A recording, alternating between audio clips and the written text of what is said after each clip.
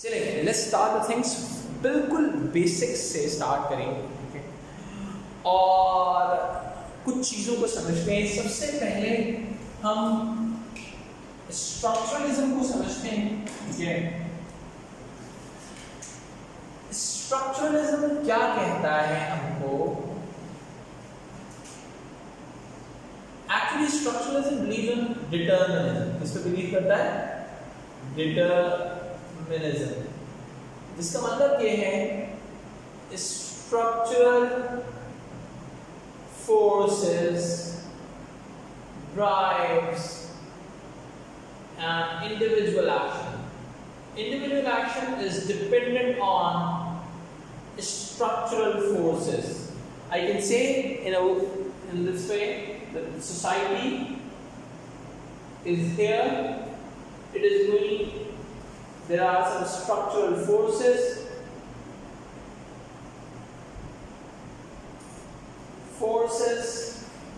and these structural forces are going to create an impact on individual action. It means individual action is dependent on the structural forces. Am I right?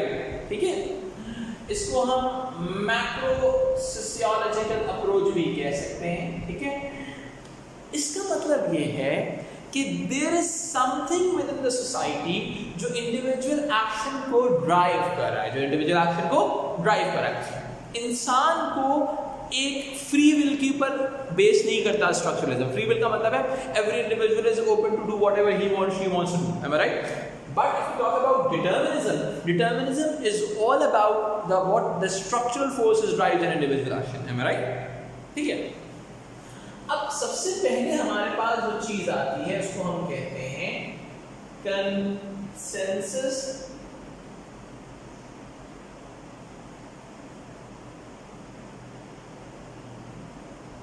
Structuralism.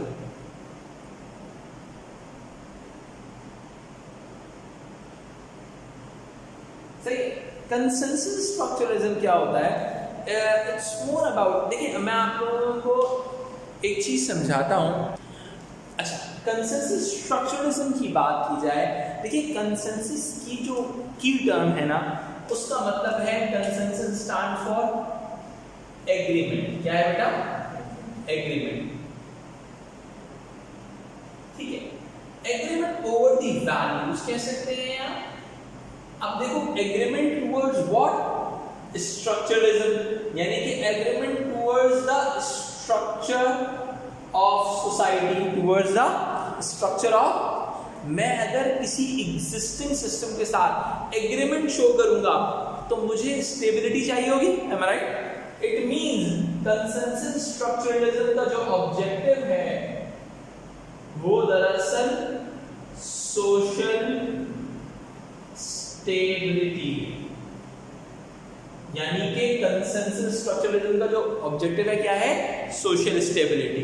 It means जैसा चल रहा है वैसा चलने दो, जैसा चल रहा है वैसा चलने दो। ठीक है, because they have agreement over the structure, agreement over the structure, यानी कि सोसाइटी की जो स्ट्रक्चरल फोर्सेस हैं इनके नजदीक ये बहुत अच्छा काम कर रही हैं, इनको करने दो। M I right?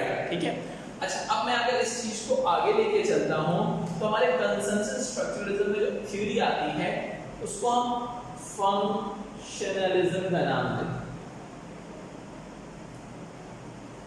सही, अब फंक्शनलिज्म की देखिए, अब मैं आपको अगर मैं थोड़ी सी थ्योरीज के नाम से बताऊं तो स्ट्रक्चरलिज्म के अगर फाउंडर्स की बात की जाए तो वैसे तो बहुत सारे फाउंडर्स आते हैं, लेकिन एक जो सबसे इंपॉर्टेंट बंदा है उसका नाम है कॉम।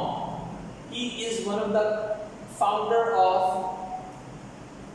स्ट्रक्चरलिज्म। सही है?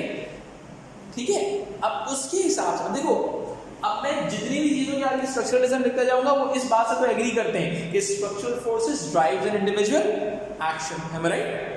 If we talk about the consensus structuralism, this is all about the social stability, यानी कि जो existing system चल रहा है वो बिल्कुल ठीक चल रहा है, हमें इस चीज को कंटिन्यू करना चाहिए। Am I right?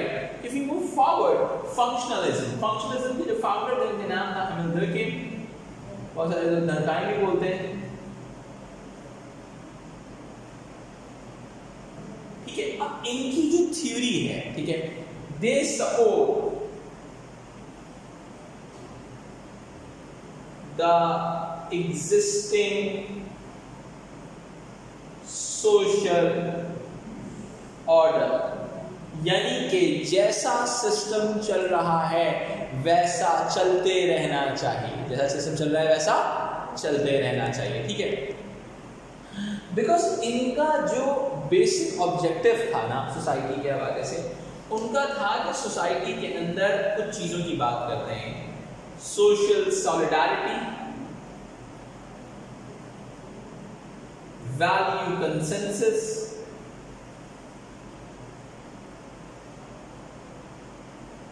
अगर मैं इन चीजों की बात करूं आगे तो इसका मतलब क्या होता है, सोसाइटी जो है एक एग्रीमेंट पे चल रही है, agreement over the values of society, यानी कि सोसाइटी के अंदर एक सॉलिडारिटी क्रिएट हुई है, एक एग्रीमेंट क्रिएट हुआ है, तमाम लोग उस एग्रीमेंट को फॉलो करते हुए आगे बढ़ रहे हैं। Every individual is following that particular agreement, हर इंसान उस particular agreement को follow किए जा रहा है, ठीक है। And once everyone is following that particular agreement, which will eventually lead towards a social stability, ठीक है। Let's suppose, बहुत simple सी example है, मेरी क्लास में 10 लोग हैं, ठीक है। Everyone is following that value consensus that no one is going to use a phone in my class, stability पैदा हो जाएगी, agreement over the values create हो गई, ठीक है। ओवर दी वैल्यूज यानी कि स्टैंडर्ड्स और सोसाइटी के हवाले से एग्रीमेंट पैदा हो जाए, एम आई राइट, ठीक है। अच्छा, अगर मैं इस चीज को थोड़ा सा और आगे लेके चलूं तो हम क्या देखते हैं कि हमारे फंक्शनलिस्ट एक्चुअल में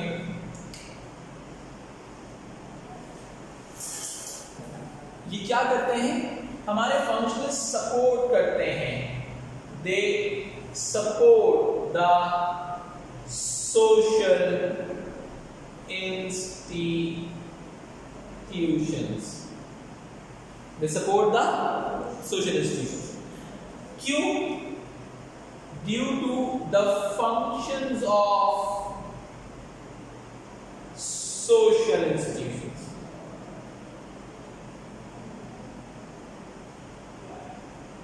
Due to the functions of social, in social institutions के फंक्शंस की वजह से ये फंक्शनलिस्ट दरअसल इन सोशल इंस्टीट्यूशंस को सपोर्ट करते हैं, एम आई राइट, ठीक है। अच्छा, अब मैं इस चीज को थोड़ा सा आगे लेके चलता हूँ आपके सामने। अब देखिए, फंक्शनलिस्ट की कुछ थ्योरीज हैं हमारे सामने, हमारे पास फंक्शनलिज्म की अगर मैं कुछ थ्योरीज की बात करूँ,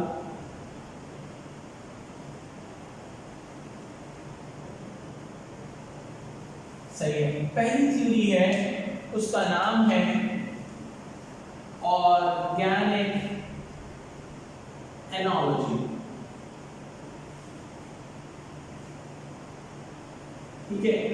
ऑर्गेनिक एनोलॉजी का मतलब क्या है, बहुत सिंपल सी बात, हम कहते हैं society is just like a human body,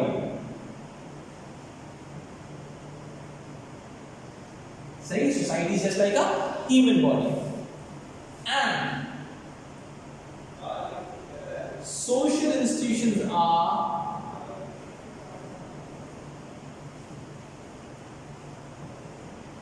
organs of human body. इस ह्यूमन बॉडी के जो ऑर्गन्स हैं वो सोशल इंस्टीट्यूशंस हैं, हमारा हमारी बॉडी के अंदर ये जो सोशल इंस्टीट्यूशंस होते हैं ये दो काम करते हैं, दे यूज टू फंक्शन प्रॉपर्ली, जिसकी वजह से हमारी ह्यूमन बॉडी एक्ट करती है, ठीक है। And the second thing is all these social institutions are interconnected and interlinked. ये जितने भी सोशल इंस्टीट्यूशन हैं एक दूसरे के साथ इंटरलिंक्ड और इंटरकनेक्टेड हैं।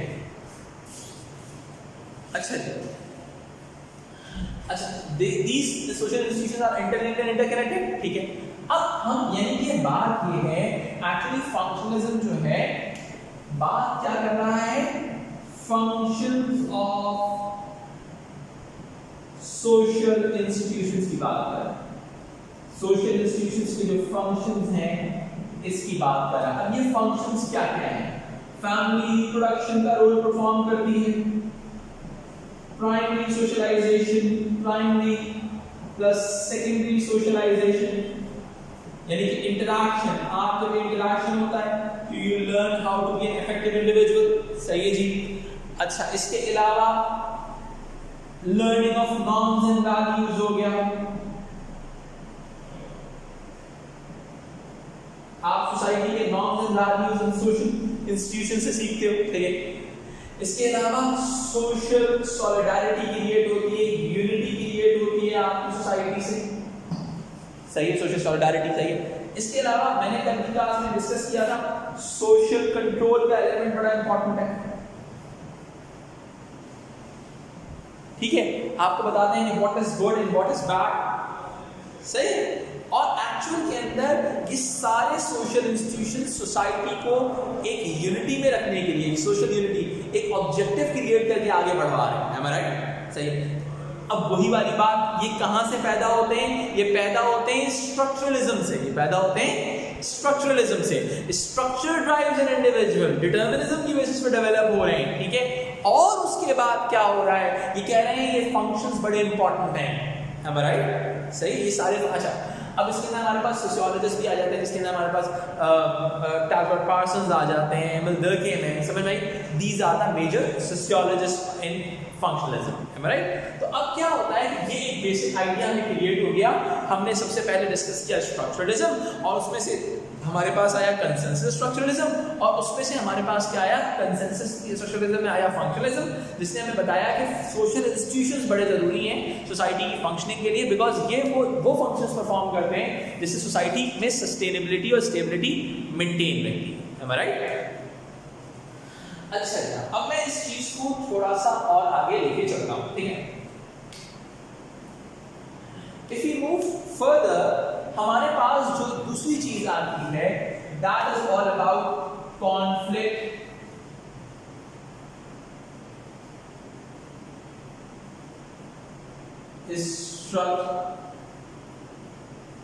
structuralism। सही है, conflict structuralism। ठीक है।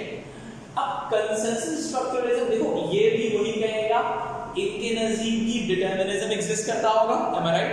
ऐसा नहीं है कि डिटरमिनिज्म में जहां स्ट्रक्चरलिज्म आ गया वहां पर डिटरमिनिज्म आ जाएगा। यानी कि डिटरमिनिज्म का मतलब ये है कि इंडिविजुअल खुद से कुछ नहीं है, तो there are some social forces जो इंसान को आगे बढ़ा रहे हैं। ठीक है। लेकिन ये जो कॉन्फ्लिक्ट की बात है, ये लोग बात करते हैं सोशल चेंज। आसान अल्फाज में बोलूं तो ये लोग बात करते हैं रेवोल्यूशन की। They are against the existing social order, यानी कि ये लोग एग्जिस्टिंग सोशल ऑर्डर के खिलाफ।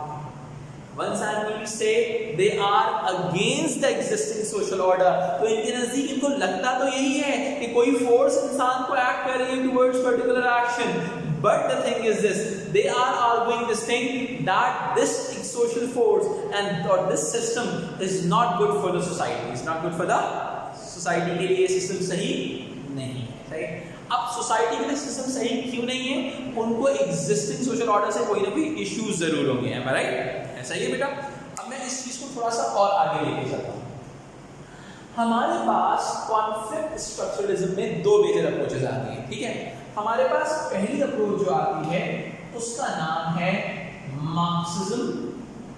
अब देखो, चूंकि स्ट्रक्चरलिज्म आया हुआ है तो बात यह है ये भी डिटरमिनिज्म पर यकीन रखेगा। ठीक है। लेकिन अगेंस्ट होगा, कॉन्फ्लिक्ट है तो अगेंस्ट होगा एग्जिस्टिंग सोशल ऑर्डर के। सही है। जो एग्जिस्टिंग सिस्टम चल रहा है उसको कहीं ना किसी लेवल के ऊपर आके अपोज करेगा। Am I right? Marxism is against the class inequality. उसको लग रहा है कि एग्जिस्टिंग सोशल ऑर्डर जो है वो क्लास इनइक्वालिटी रिप्रोड्यूस कर रहा है। क्या रिप्रोड्यूस कर रहा है? Class inequality. उसके नजदीक ये इस बात से एग्री करता है कि there are some structural forces जो इंडिविजुअल एक्शन को डेवलप कर रहे हैं, ठीक है, लेकिन उसको लगता है ये जो स्ट्रक्चरल फोर्सेस हैं ये दरअसल एक्चुअल के अंदर हमारी सोसाइटी में क्लास इनइक्वालिटी रिप्रोड्यूस कर रहे हैं। ठीक है जी। अच्छा, अब मैं अगर इसकी फर्दर बात करूं तो they are against the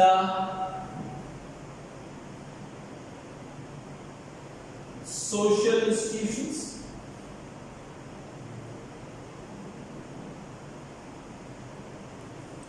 because उनको लगेगा कि social institutions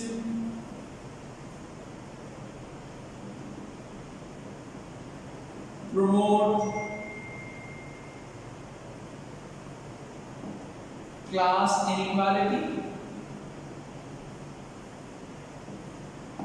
ठीक है, एक्चुअल में मार्क्सिज्म की जो थ्योरी थी वो दी थी कार्ल मार्क्स।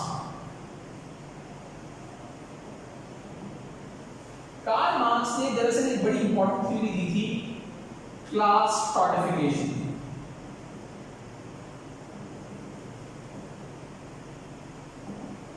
सोसाइटी में उसने कहा था there is a difference, there are two major classes. Society में क्या है, there are two major classes. एक है कैपिटलिस्ट क्लास जिसको उसको बुर्जुआजी का नाम दिया था, जिनके पास वेल्थ है, जिनके पास कैपिटल है। सही है, सोसाइटी में कैपिटलिस्ट क्लास, सही है। ये लोग दरअसल इसके नजदीक owners of means of production, यानी कि ये लोग इंडस्ट्रीज के ओनर हैं। क्या है बेटा, ये लोग इंडस्ट्रीज के ओनर हैं। ठीक है जी, owner of means of production यानी कि इंडस्ट्रीज। ठीक है, फिर हमारी सोसाइटी की दूसरी क्लास है वो है वर्किंग क्लास, जो आपके वर्कर्स हैं, स्किल्ड और अनस्किल्ड वर्कर्स की बात है। सही है, ये क्या है, ये वर्कर्स हैं जो अनस्किल्ड भी हो सकते हैं और स्किल्ड भी हो सकते हैं। अब कहने का मतलब ये है कि जो एक कैपिटलिस्ट क्लास होती है ये एक्सप्लॉइट करती है आपकी वर्किंग क्लास को। Capitalist class used to exploit the working class, यानी कि वर्किंग क्लास को ये एक्सप्लॉइट कर रहे हैं। समझ रहे हो मेरी बात? ठीक है, तो एक्चुअल में मार्क्सिज्म चाहता है, अगर मैं मार्क्सिज्म के ऑब्जेक्टिव की बात करूं तो सोसाइटी में क्लास इक्वालिटी चाहता है। सोसाइटी के अंदर तमाम क्लासेस, तमाम इंसानों के साथ बराबरी का सलूक रवा रखा जाए। ठीक है जी। अब मैं अगर इस चीज को और फर्दर लेके चलूं, कॉन्फ्लिक्ट स्ट्रक्चरलिज्म के साथ ही चलता रहूं, ठीक है, तो मुझे क्या समझ में आता है, एक कॉन्सेप्ट आता है हमारे पास जिसको हम क्या कहते हैं, फेमिनिज्म। सही है, ये भी अगेंस्ट होगा, एक्चुअल में ये अगेंस्ट है gender inequality.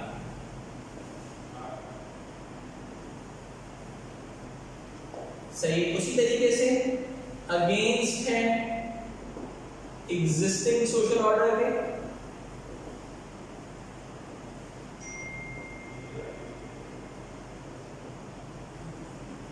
Against existing social order के, ठीक है। इसी तरह से अगेंस्ट है सोशल इंस्टीट्यूशन एंड एक्चुअल में ये अगेंस्ट है पेट्रियार्की की। Patriarchy stands for what? The male dominancy within the society. The male dominancy within the society. ये मेल डोमिनेंसी के खिलाफ है। सही है। अब देखो मेरी बात सुनो, इनके नजदीक एग्जिस्टिंग सोशल इंस्टीट्यूशंस जो है, देखो अब देखो तीनों जो हैं ये भी एक सोशल चेंज की बात चाहते हैं ये भी एक सोशल चेंज चाहते हैं, ठीक है। ऑल्दो हमारे पास बहुत डिफरेंट तरह के फेमिनिस्ट होते हैं, हमारे पास एक लिबरल फेमिनिस्ट होते हैं जो दरअसल सिर्फ इक्वालिटी की बात करते हैं, सही है। फिर हमारे पास एक होते हैं रेडिकल फेमिनिस्ट होते हैं, दरअसल ये क्या करते हैं, ये मेट्रियार्की की बात करते हैं। Matriarchy stands for what? Matriarchy female dominancy को कहा जाता है, सही है। या फिर ये अगेंस्ट कुछ जगहों पे रेडिकल फेमिनिस्ट मेट्रियार्की को अगेंस्ट कर रहे हैं, लेकिन मेट्रियार्की की बात करते हैं। फिर हमारे पास नेक्स्ट आते हैं हमारे पास Marxist feminist.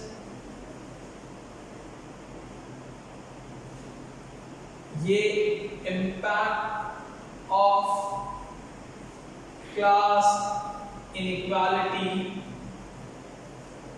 On gender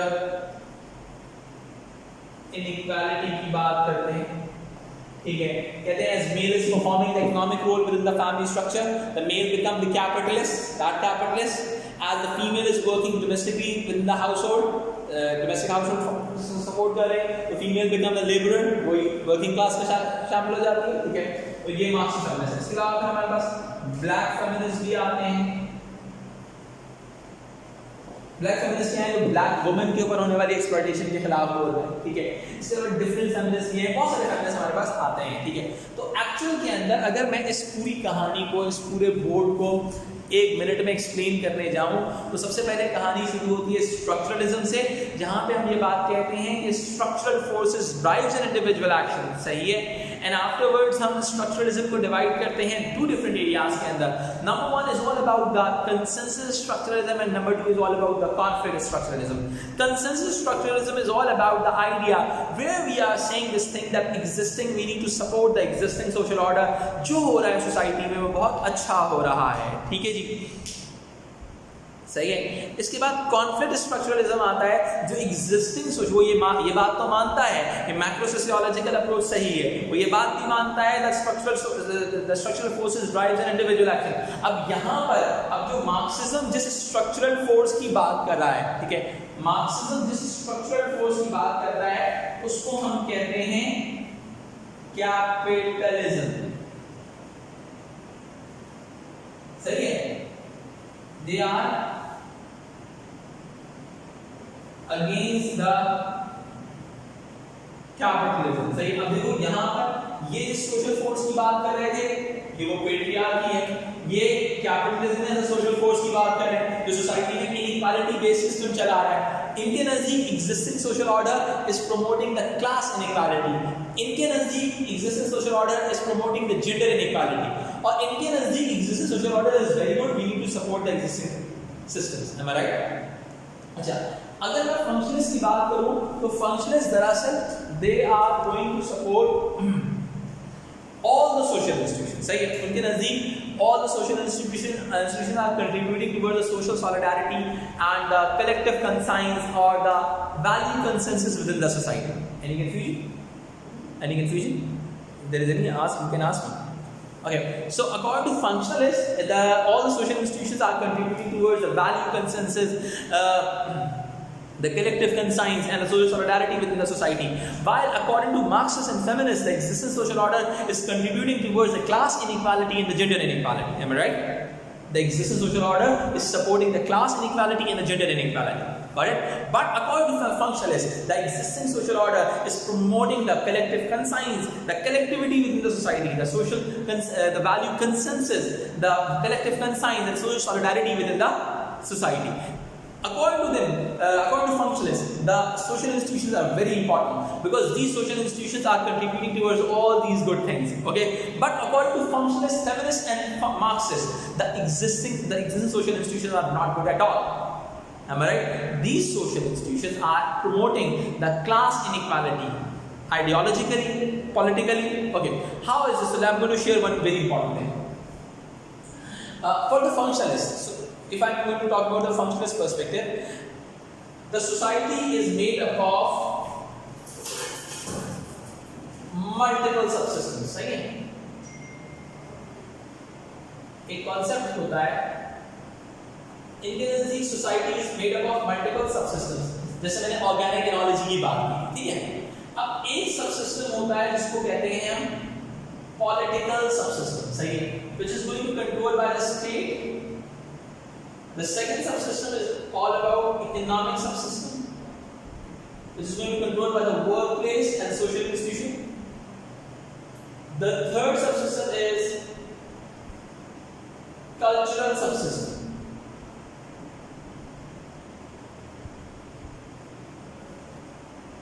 Cultural subsystem means the culture of the society. Okay, this is going to be controlled by media, education, religion. Okay. And the fourth subsystem is the family. According to them, these subsystems are very important for the continuous functioning of the society. But according to Marxists, these cultural institutions, including family, are the part of ideological state apparatus. What it means by this? According to Marxism, ideological state apparatus are the cultural institutions who are developing the ideology of capitalism, which is also considered as a false class consciousness within the individual, with the help of, because they have an ability to make an ideology of an individual. As the cultural institution in the family is able to make an ideology in the favor of capitalism, because the people assume this thing that capitalism or class inequality is a natural phenomenon. Am I right or wrong? The cultural institutions make sure this thing, that the people assume this thing, that the class inequality is a natural phenomena, rather it is created by the capitalist. Am I right?